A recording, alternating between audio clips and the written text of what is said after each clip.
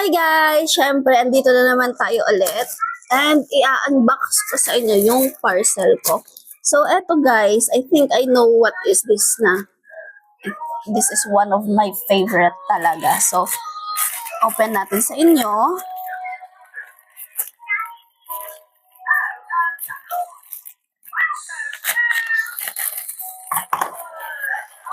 Kasi guys, grabe ang bilis maubos neto dito sa amin sa bahay. Actually, dati, dalawa din yung order ko neto. Isang, yung regular lang, tsaka yung isang spicy. Pero ngayon, puro na spicy kasi wala na rin naman regular sa basket nila. Nauubos na yung kanilang regular. So, puro na spicy talaga yung in-order ko since dalawa naman kami ng pamangkin ko yung mahilig sa maanghang. And yung aming regular is hindi pa rin naman nauubos until now.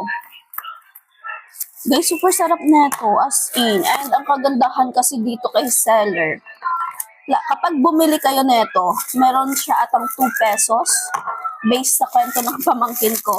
Yung 2 pesos na bawat product na nabibili nyo sa kanya is mapupunta sa parang ano siya, basta may napupuntahan na maayos para sa mga kabataan siguro or ano, kung ano man yung ano ni seller, kung ano man yung kanyang tawag neto, trip.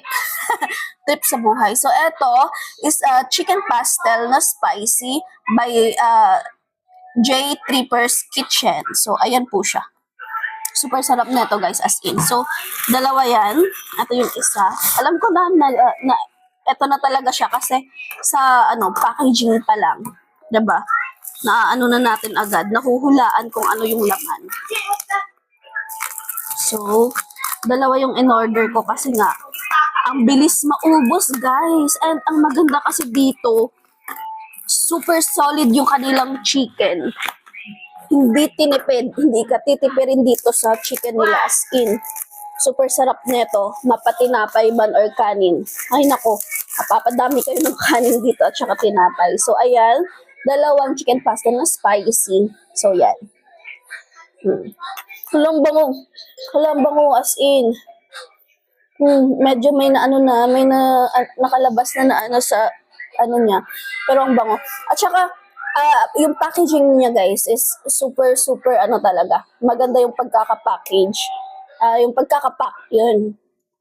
So, pag meron kayong mga siguro, concern, like eto, yung sa akin nagkaroon ng something sa kanyang, is, baka pwede naman din yung, ireklamo na lang dyan kay seller. Pero ako, hindi naman ako maarte. So, okay na ako.